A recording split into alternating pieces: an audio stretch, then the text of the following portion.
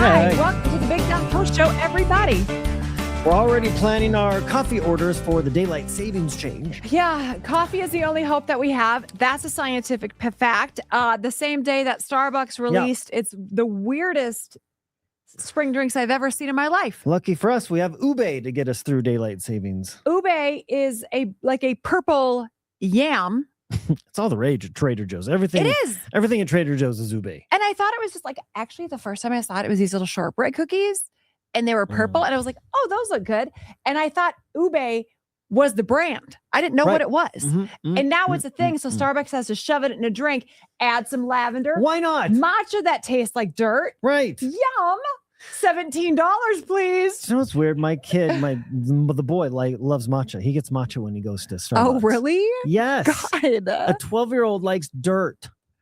And then you add lavender to it. And then the toasted coconut portion of the new, what is it? A cold foam coconut, toasted coconut. I would be into that. I feel like they just had a toddler come in that would be writing a story almost. And then the monster came and then we dug a hole and then the matcha came and then we added coconut and then we put ube in it. That's how we got the pink drink. They let a 3-year-old name that drink. The pink drink. So there you go, Starbucks. There you go. Okay. So there's been a lot of fun stuff happening behind the scenes here that we waited till it was official to say. And about a week ago, you started a segment where you're bringing in a shelter dog every week. Yeah. In fact, we have another one coming in today. It's from the Humane Society of the South Platte Valley. It's a very small shelter off of Santa Fe and Bellevue, if you can picture it, Littleton-ish area. But it's a small shelter, and we're kind of teaming up to get some dogs adopted.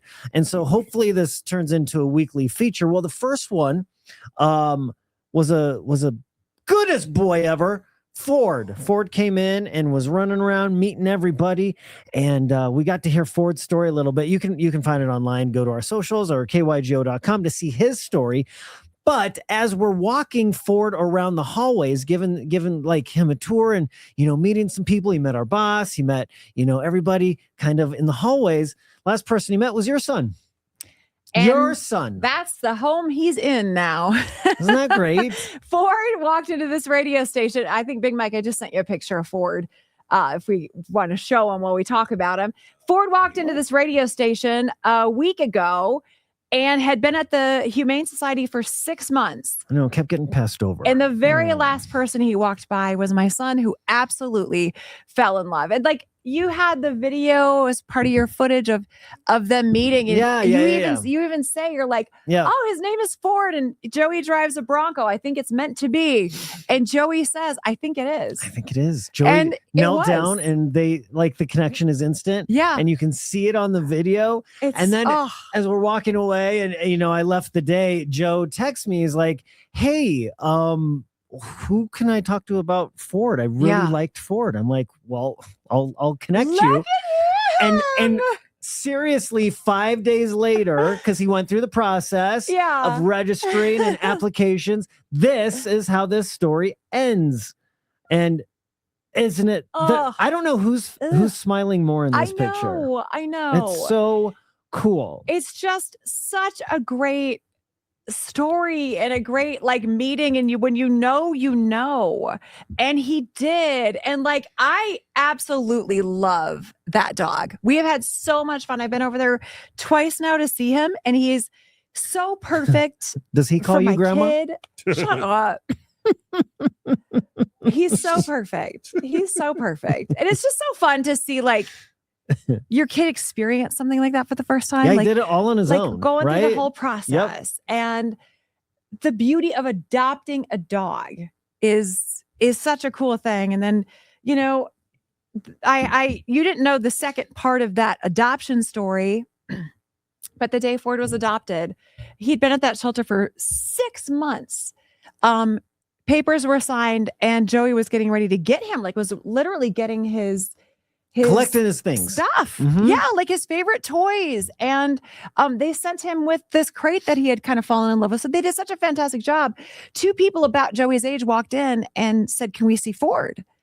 And he assumed it was going to be people that wanted to maybe look at him and adopt him. And they said he's actually in the process of getting adopted right now. They had said they just found out a couple weeks ago that this dog had been turned in. And the story was about a year ago, without the Humane Society knowing Ford's story. We didn't know Ford's story. He was just... Yes, he was surrendered. Surrendered is the word. 6 months ago, he was surrendered. That's all we knew. How crazy is it that two people walked in and said, well, about a year ago, we lost our friend to suicide, and we think this might be his dog. And Joey kind of like was overhearing this. And it turns out that when they lost their friend's dad took Ford. They alluded to that wasn't going to be a good match. Sort of alluded to maybe this guy wasn't very nice, a good fit. Right? This wasn't a good fit. Wasn't a good, good situation. Which happens. They found out a couple weeks ago that their friend's dad got rid of the dog. So they had been searching humane societies for like 2 weeks of just like, I wonder if he's anywhere around here. Where he's going to pop up.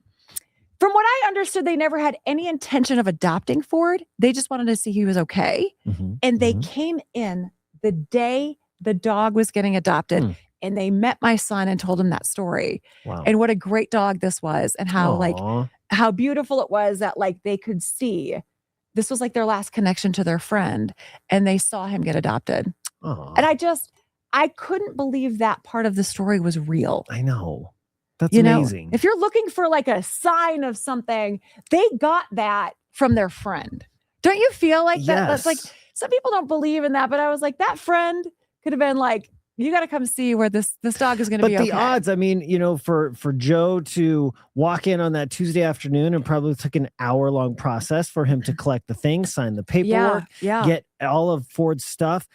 And that time, in that small window of life and in the world, he met the owner.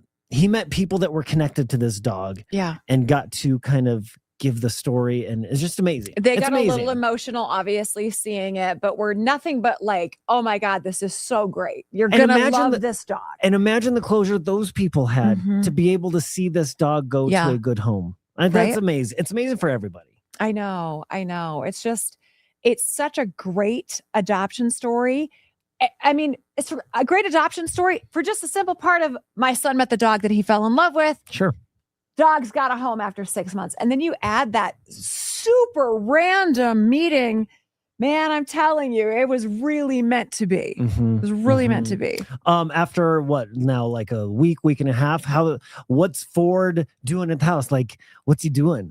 He is living with 4 dudes that are about 22 years old, and he is loving life. Bet. Yes. They live in a house with a backyard, which is great. Yes. But 4, 20-year-old guys, I bet they're planning hikes. Yes. They're going to use them to meet some women at parks. There's a lot of talk about the breweries. Breweries, the dog-friendly breweries this summer. Absolutely. Yeah. Ford's going to be a real chick magnet. Oh, it's great. I think, I pretty love cool. those stories. When is the next dog's coming in today? Here in a couple minutes, we're going to stop filming this, and then hopefully whoever comes in next. Now, this shelter, they do take dogs and cats, so it's a surprise every week who's coming in. Okay. But hopefully we'll have that video up tomorrow. So if you are looking for an adoption pet, maybe you see one tomorrow on the video that maybe connects with you, like Ford did with Joe, and then we can have another happy ending, because that's the goal. This just in, Big Mike, you're next. I keep trying to get it. You got, come on now. Fizz is next. I could be next too. Secretly, because I'm starting to look for a dog at the apartment. This is all part of my plan to just. I like it. Hey, the more dogs and cats we're finding homes for, the better. That's the goal. All right, guys, have a good day.